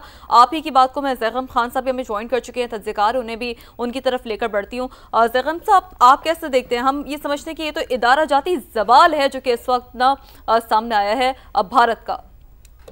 जी बिल्कुल, आप देखिए ये सामने अभी तो एक बहुत बड़ा सबूत सामने आ गया है डिजास्टर की शक्ल में, जो खुद इस जहाज का जो इमेज है सारी दुनिया में, जिसको वो अपनी जो डिफेंस की सलाहियत है दिफा की, उसके लिए भी बहुत अहम समझ रहे थे और दूसरी दुनिया में उसको बेचना भी चाह रहे थे, यानी उसका तो नाम खराब हुआ ही। लेकिन भारत का जो अपना एक डिफेंस का सिस्टम है, उसकी जो कमजोरियां हैं वो भी सामने आई हैं। हमें पहले से पता था कि जहाज का ये पूरा प्रोग्राम लेट था, उनकी जो डिफेंस की प्रोडक्शन कैपेसिटी उस पर सवाल उठ रहे थे। उनके खुद जो चीफ हैं स्टाफ के, वो भी इस बात पे सवाल उठा रहे थे कि उनके जो इदारे हैं, जहाज बनाने के जो जिम्मेदार इदारे हैं, जो डिफेंस की प्रोडक्शन और प्रोक्योरमेंट है, वो काम नहीं कर रही थी। लेकिन अब उसकी जो सलाहियत की कमी है, अब देखिए दो चीजों में से एक चीज सामने आएगी, और एक भी हो सकती है, दोनों भी हो सकती है। एक तो ये कि इस जहाज की जो टेक्निकल कैपेबिलिटी और सलाहियत है कि क्या पायलट जो जहाज से डिमांड कर रहा था वो जहाज पूरा नहीं कर सका और क्रैश कर गया। यानी जिस जाविये पर, जिस तरीके से जो महारत दिखाने की पायलट कोशिश कर रहा था, तो जहाज में वो सलाहियत नहीं थी कि पायलट का साथ दे सके। एक बात ये हो सकती है, या दूसरी बात क्या हो सकती है, वो ये हो सकती है कि पायलट में खुद में वो सलाहियत नहीं थी कि जिस तरह का वो मुजाहरा करने की कोशिश कर रहा था, जो एक्रोबैटिक वो चीज दिखाने की कोशिश कर रहा था पायलट के तौर पर, वो उसमें वो सलाहियत नहीं थी कि वो उसको दिखा सके। इसके अलावा तीसरी चीज तो कोई नहीं हो सकती। और इन दो चीजों में से जो भी चीज हुई है वो भारत की दिफाई सलाहियत पे भी सवाल उठाती है, और भारत के जो पायलट हैं उनकी सलाहियत पे भी सवाल उठाती है। और जिसको ये ऑपरेशन सिंदूर कहते हैं, उसमें भी जो भारत के पायलटों की नाकामी है कि वो पाकिस्तान ने जिस तरीके से दिफा किया, उसमें वो अपने जहाजों को नहीं बचा सके। जो उन पर अटैक आया और बहुत दूर से आया, तो वो ना तो उसको देख सके, ना मेजर कर सके, ना अपने जहाजों को बचा सके। तो इस लिहाज से जो फजाइया होती है, जिसको समझा जा रहा है आजकल के डिफेंस में, वो सबसे अहम एलिमेंट बन गया है दिफा का। तीनों में से जो तीन होते हैं डिफेंस के आर्म्स, उसमें से, और खास तौर पे पाकिस्तान और भारत के जो मुस्तकबिल में भी जो जंग होने जा रही है, जो पीछे हुई ऑपरेशन सिंदूर और जो आगे भी, उसमें यह समझा जा रहा है कि सबसे अहम चीज जो होगी वो एयर बैटल होगी। तो उसमें भारत की कमजोरियां भी खुल के सामने आई हैं, और भारत के लिए बैनुल अक़वामी तौर पर बहुत बड़ी एक एम्बैरेसमेंट भी बन के सामने आई है। ज़ैगम साहब, करप्शन के हवाले से भी आवाज़ें उठ रही हैं भारत के अंदर से ही, और पहले ही एक क्वेश्चनेबल तैयारा था तेजाज जिसको एयर शो में लाया गया है, तो अब भारतीय हुकूमत किस तरह से जवाब देगी इस बात का? देखिए, भारत की जो डिफेंस फोर्सेस हैं उसमें करप्शन की कहानियां नई नहीं है। आप देखिए, जो तहलका.com था, मेरे ख्याल 90 की दहाई में वो इस बात को सामने लाया था कि बिल्कुल छोटी छोटी रिश्वत पर बड़ी बड़ी चीजें उनके जर्नैल तक करने को तैयार थे, और उसके बाद मजीद भी सवाल उठते रहे हैं। प्रोक्योरमेंट पर कांग्रेस ने भी रिपोर्ट जारी की है। जी बिल्कुल बिल्कुल, जिस तरीके से भारत अपना दिफाई साजो सामान खरीदता है, जहाज खरीदता है, होविट्जर के हवाले से बहुत बड़ा स्कैंडल आया था, उस पर तो सवाल मौजूद हैं, और भारत में बहुत सवाल है कि भारत की जो दिफाई निज़ाम है और भारत की जो फोर्सेज हैं, बिल्कुल ज़ैगम साहब, भारत का जो दिफाई निज़ाम है उस पर बहुत सारे सवालात खड़े हो गए हैं। अब साथ ही मौजूद रहिएगा, ब्रिगेडियर रिटायर्ड मसूद अहमद साहब भी हमें ज्वाइन कर चुके हैं। बहुत शुक्रिया सर समा को वक्त देने के लिए। मसूद साहब, क्या कमेंट करेंगे? भारत की जो मकामी सलाहियत है उसका सबूत जमीन पर आ गिरा है आज। जी हाँ, देखें, पहले तो हम ये बात कर लेते हैं कि दुबई का जो ये एयर शो था कि इसलिए भी इम्पोर्टेंट था, हर 2 साल के बाद ये होता है, और इस दफा देर वर 115 कंट्रीज जिन्होंने इसमें हिस्सा लिया। 200 एयरक्राफ्ट यहाँ पे डिस्प्ले किए गए थे, और बेसिकली यहाँ पे फिर देखे सेमिनार्स वगैरह भी होते हैं, और यहाँ पे बेसिकली इट इज मार्केटिंग, आप अपने चीजें बेचने के लिए यहाँ पे प्लेस करते हैं। और तेजास जो थे, देखें कि फर्स्ट टाइम ये लेके यहाँ पे आए हैं, अभी तक इंडियन एयरफोर्स पे ऐसा ये कमीशन नहीं हुए हैं। और आपने सुना होगा कि पिछले कई महीनों से एयर चीफ जो इनके थे वो क्रीबिंग कर रहे थे कि तेजास मुझे अभी तक डिलीवर नहीं हुए हैं। उनके चीफ ऑफ डिफेंस स्टाफ भी यही कह रहे थे कि चीजें हमें मिल टाइम पे नहीं रही हैं। अब ये जहाज जब इन्होंने लेके गए वहां पे और शोकेस किया फॉर द फर्स्ट टाइम, तो उसमें आपने 2 दिन पहले देखा होगा कि इस जहाज के तस्वीरें और वीडियोस वायरल हुई जिसमें oil was dripping from one of the Tejas, और इसमें फिर देखा गया कि टेक्नीशियन जो थे वो एक शॉपर लेके उस ऑयल को कैश कर रहे थे, कंटेन कर रहे थे, वो जो कहते हैं ना कि एक देसी तरीके से। तो लोगों ने उस वक्त भी सवाल उठाया था, भाई ये किस तरीके से एक इश्यू को एड्रेस कर रहे हैं। और उसी दिन ये भी सवाल लोगों ने उठाया था कि रिलायबिलिटी ऑफ तेजा, और फिर उन्होंने कहा था जो इसकी बिल्ड क्वालिटी है, again there was question on the same day. और फिर देखे रेपुटेशन, उसी दिन जब ये ड्रिपिंग वाला सीन हुआ तो वाज एट स्टेक। लेकिन जो आज जो वाकया हुआ है उसके बाद से जो रही सही कसर हम कह सकते हैं ना कि it was the final nail in the coffin of so called the net security provider India है, जो अपने आप को कहता था मैं इंडियन ओशन रीजन में हूं। तो उससे ये रही सही कसर इनकी वहां पे पूरी हो गई है। तो अभी इसमें जो बहुत सारे जो अभी भी बताया जा रहा है कि जहाज में जो बहुत सारे फॉल्ट्स हैं जिसकी वजह से इसमें कहते हैं कि फ्यूल सिस्टम है इसका, उसमें कोई खराबी हुई है, या जब ये मनूवर कर रहा था तो उसमें जो जी सिस्टम था उसमें मसला आया है, इसका जो हाइड्रोलिक सिस्टम था। तो बहुत सारे जो अभी क्वेश्चन हैं।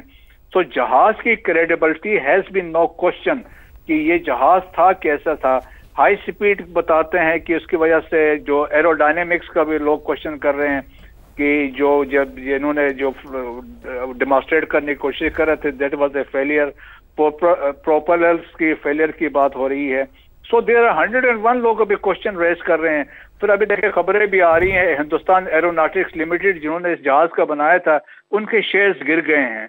सो सिमिलर अगर आपको याद है जिस तरह राफेल के गिरे थे, तो इसी तरह इनके भी जो शेयर्स गिर गए हैं।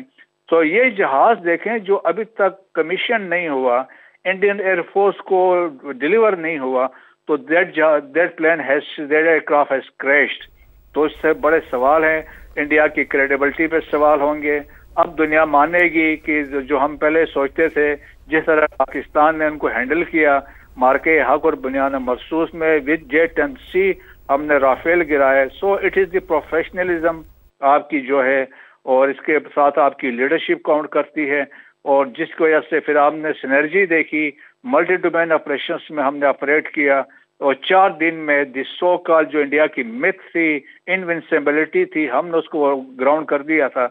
और आज जो पाकिस्तान देखे साउथ एशिया में we are the peer competitor of India है, सिक्योरिटी स्टेबलाइजर है इन साउथ एशिया, और वेस्ट एशिया में we are the net security provider है, और आपका geostrategic profile has risen with recent जो आपकी विक्ट्रीज है, आपके फील्ड मार्शल को प्रेसिडेंट ट्रम्प ने लंच पे बुलाया, so that speaks volumes of the President Trump importance जो फील्ड मार्शल को प्लेस करते हैं।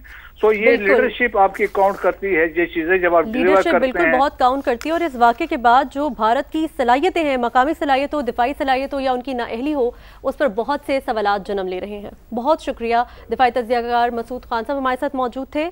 हमारे साथ मौजूद थे किरण नाज साहिबा और ज़ैकम ने भी हमें ज्वाइन किया था। आपका भी बहुत शुक्रिया।